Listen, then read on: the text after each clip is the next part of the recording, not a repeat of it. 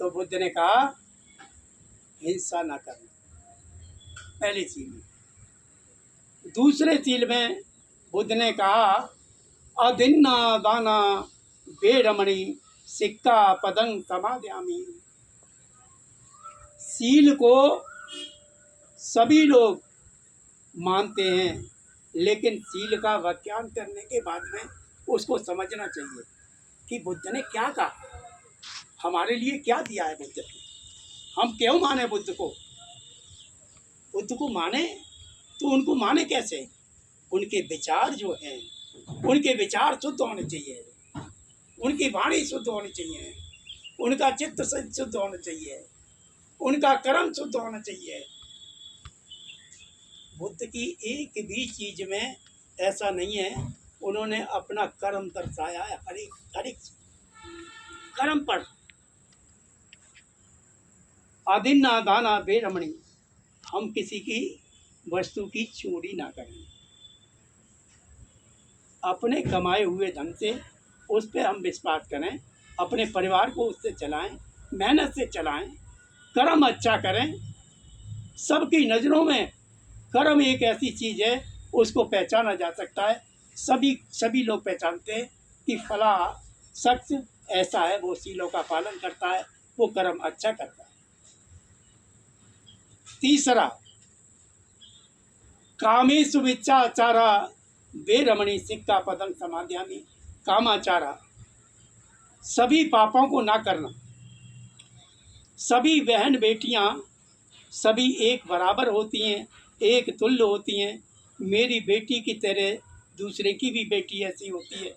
हमारी आंखों की जो ज्योति है सबको एक समान देखती है। जैसे हम अपनी बेटी को आशीर्वाद देते हैं, ऐसे ही हम पराई बेटी को भी आशीर्वाद दें। किसी के साथ में हम व्यभिचार ना करें। बैठो, आके बैठो। मूसा बाधा, चौथा, मूसा बाधा वेरमणि सिक्का पदं समादयामि। मूसा बाधा, झूठ ना बोलना, किसी की चुगली ना करना, इधर की आग इधर ना ले जाना, इधर की आग इधर ना ले जाना। जिस समय ये आग फैल जाती है झूठ की, तो वहाँ पर होता क्या है? झगड़ा हो जाता है, मारपीट हो जाती है, लेकिन झूठ बोलने वाला एक तरफ हो जाता है। तो झूठ नहीं बोलना, सत्य ही बोलना, सत्य पे चलना। पांचवा सील, सुरा मेर मज्ज पमादट्टाना वेरमणि सिक्का पदं समादयामि। शुरा माने कच्ची पक्की शराब, मेरे माने इस्तेमाल में लेना। तो हम इन चीज़ों से दूर रहे, नशीली चीज़ों से। अब आइए भगवान बुद्ध का मैंने आपको सील दर्शाया। बुद्ध ने जिस समय जन्म लिया, तो जन्म लेने का अर्थ ये था कि ये सुवेद के रूप में जंगलों में तप कर रहे थे। और तप वो उस समय सुमेध जो है इकला तप कर रहा था पूरे जंगलों में, और तप करके वो अपनी पारमिताओं को पूर्ण कर रहा था। तो पारमिता कौन सी होती है? पहली पारमिता कौन सी है? सील पारमिता। जिसके अंदर सील है, जो सीलवान है, वही अच्छे काम पे चाहेगा, अच्छा रास्ता चुनेगा, अच्छी बातों को मानेगा। सील पारमिता। दूसरी ज्ञान पारमिता। तीसरी प्रज्ञा पारमिता। चौथी मैत्रीय पारमिता। पांचवी करुणा पारमिता। ये 10 पारमिताएं हैं इनकी। तो 10 पारमिताओं को पूर्ण कर लिया सुमेध ने। जंगल में तप कर रहा था। चलते चलते वो तप करते करते अपने जंगलों में घूमता, फल मूल खंड वगैरह ये खाता था। अपना जीवन वो कभी भी उपासक संघ के पास जंगल में अकेला ही रहता था। वहाँ कोई भी उसके पास नजर नहीं आता था। वो था तपस्वी, तपस्या करता था जंगल में और अकेला रहता था जंगलों में, पक्षियों से खेलता था। हुआ ये, एक बार एक नगर में बुद्ध को आना था।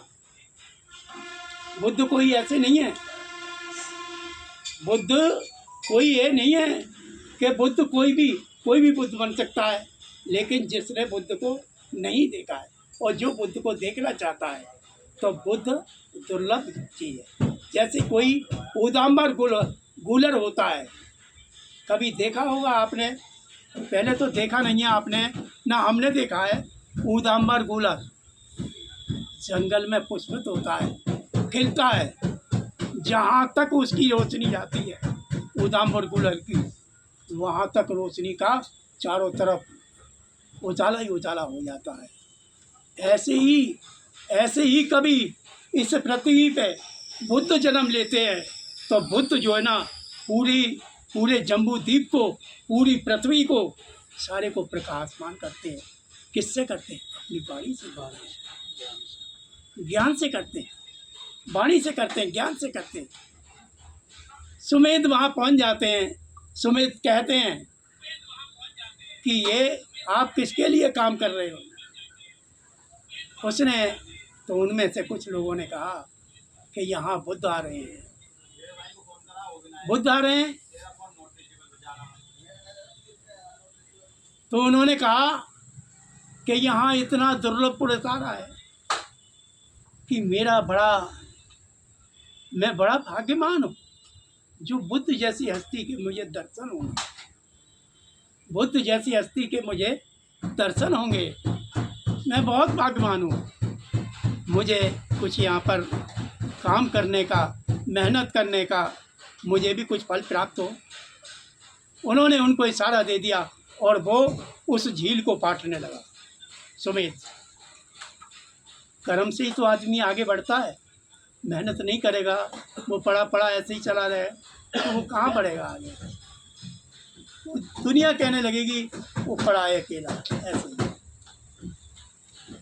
सुमेध ने जिस समय उस जमीन को, उस झील को काटना शुरू किया, पाटते उसने पूरे झील को काट दिया। और झील में कितनी जगह रह गई? जितना अपना शरीर होता है इतनी जगह में कीचड़ रह गई। इतने में ही दीपांकर बुद्ध का काफिला उधर से आता है। दीपांकर बुद्ध का काफिला उधर से आता है और बुद्ध ने देखा, दीपांकर ने, कि ये भिक्षुओं को कहा, भिक्षुओं देखो, ये तुम देख रहे हो, ये कोई मामूली पुरुष नहीं है, ये मामूली पुरुष नहीं है। मेरे निर्माण के बाद यही सुमेध है, सिद्धार्थ के रूप में ये जन्म लेगा, ये बुद्ध बनेगा, लोक का कल्याण करेगा और सारे लोक में प्रकाशमान हो जाएगा, पूरे जम्बू द्वीप पर छा जाएगा।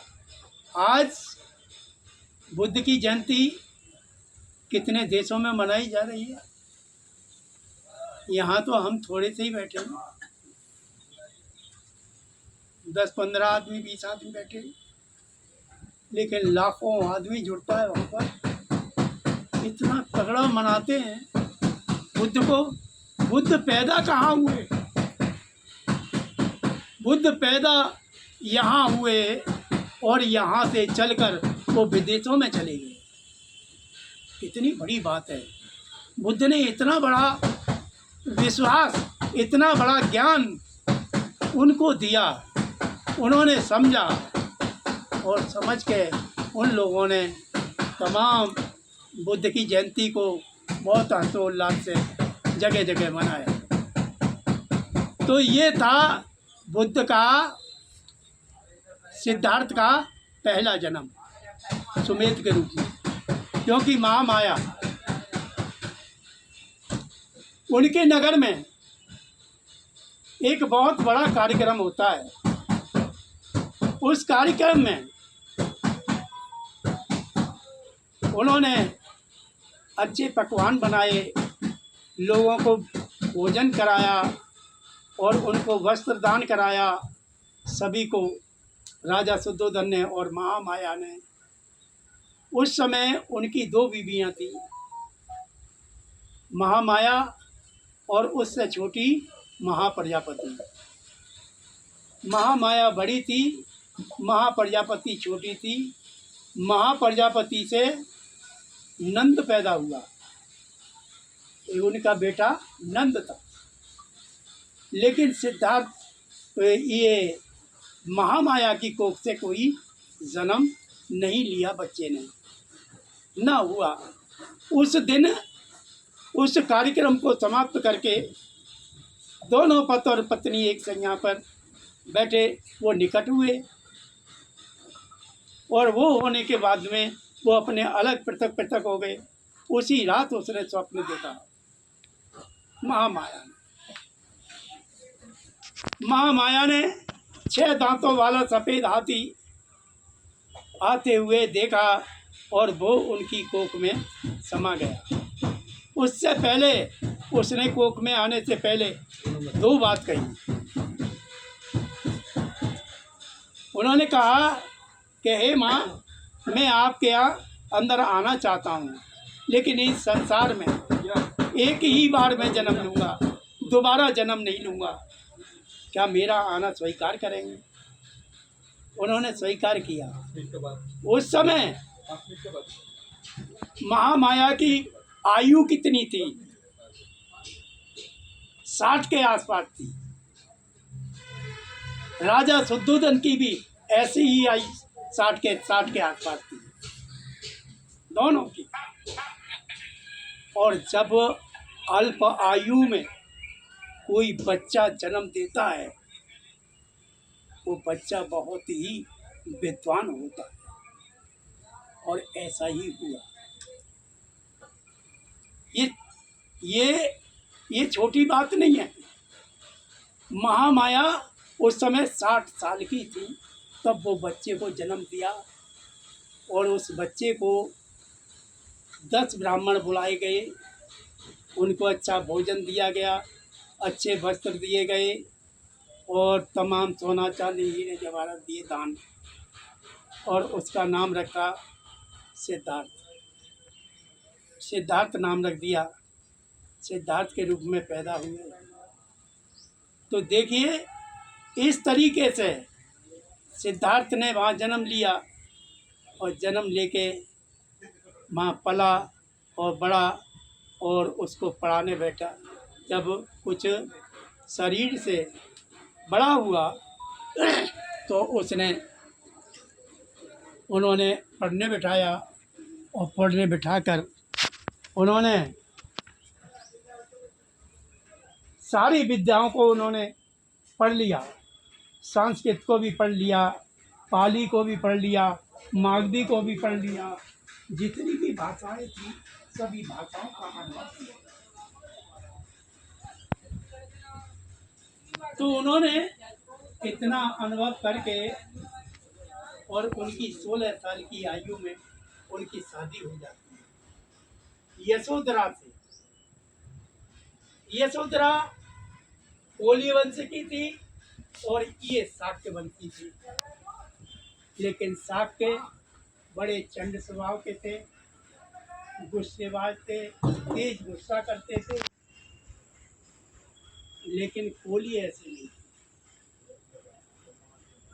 उनकी कोलियों में और उनके शाक्यों में, दोनों में हमेशा पानी का युद्ध होता रहता था। पानी के युद्ध के कारण सिद्धार्थ को देश निकाला लेना पड़ा था। अगर वो देश निकाला नहीं करते तो उनकी सारी संपत्ति पर कब्जा और होता। देखिए, ऐसे सिद्धार्थ का जन्म हुआ। अब तो आगे सही बोलता रहा ना। पानी लिया ही भैया मिलता ही। आला कलाम से उन्होंने 7 तरह की विद्या सीखी, लेकिन आला कलाम को जवाब दिया कि इससे आगे कुछ और हो तो बताओ। तो उन्होंने वो संतुष्ट ही नहीं थे। कला सीख ली, कला सीख ली, लेकिन इससे आगे का ज्ञान नहीं। तो उन्होंने कहा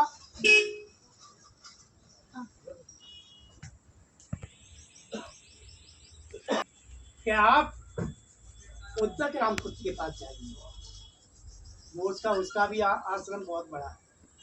उद्धत रामपुत्र के पास गए तो वहां जाकर के जितनी भी 8 प्रकार की विद्या थी उसके पास 6 महीने एक जगह बैठ कर विपස්සना में सब वहीं पे बैठा रहता, उठता ही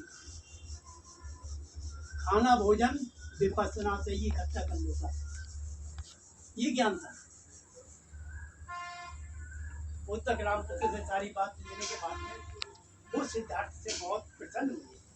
सिद्धार्थ से कहा कि तुम एक काम करो, ये आश्रम संभालो और आप ही यहाँ पे रहो। तो उन्होंने कहा कि इससे आगे कुछ और है, तो मैं यहाँ रुकूंगा। अगर आगे यहाँ पे कुछ नहीं तो मैं रुक के क्या करूँगा। उन्होंने ऐसे कहा तो उन्होंने कहा इसके आगे मेरे पास कुछ नहीं। तब फिर जो है ना वो उर्वेला पहुंच गए थे, राजगिरी, कि जहाँ पर जितने भी बौद्ध राजा पैदा हुए। और थोड़ी सी बात गड़बड़ सी कह दूं कि जो रावण है ना वो कौन है? बौद्ध है। रावण जो है वो बुद्धिस्ट है। कौन है? बृहदत्त मौर्य। उससे पहले 9 राजा और पैदा हुए। तो कितने बनाते रावण के शीश? 10 शीश बनाते हैं, 20 भुजाएं बनाते हैं। इतने ताकतवर आदमी को, इतने ज्ञानी आदमी को, और मतलब एक दिन जला देते। अज्ञानता के वशीभूत, ज्ञान नहीं है, ज्ञानी आदमी को जला रहे हैं। तो सिद्धार्थ ने उस क्षेत्र में जाकर 6 साल की घोर तपस्या की। 6 साल की घोर तपस्या की। उसमें शरीर जरा जीर्ण कंकाल हो गया।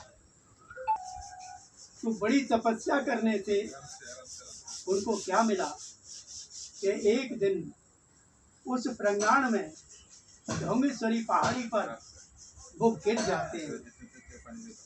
तो गिर जाते हैं तो उनके पास 5 वो साधु थे जो उनकी सेवा में रहते थे। एक दिन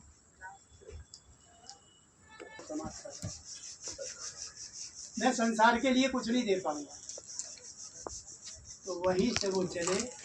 वहाँ से 25 किलोमीटर पड़ता है सुजाता का घर। तो सुजाता के यहाँ उन्होंने खीर खाई। उस खीर से वो आगे बढ़े। उस खीर से उनको ज्ञान की प्राप्ति हुई। और फिर उन्होंने 10 दिन की और तो वहाँ पर 10 दिन और तपस्या की। 49 दिन की तपस्या में उन्होंने बोधि प्राप्त किया। सारे अहंकारों को मार दिया, सारी चीज़ों को मार के, और उन्होंने ज्ञान प्राप्त किया। और आज संसार में उनको पूजा जा रहा है। और आज सब उनके नतमस्तक है। हम तो बुद्ध के ऋणी हैं और सदा ऋणी रहेंगे, मरते दम तक उनकी। साधु साधु साधु।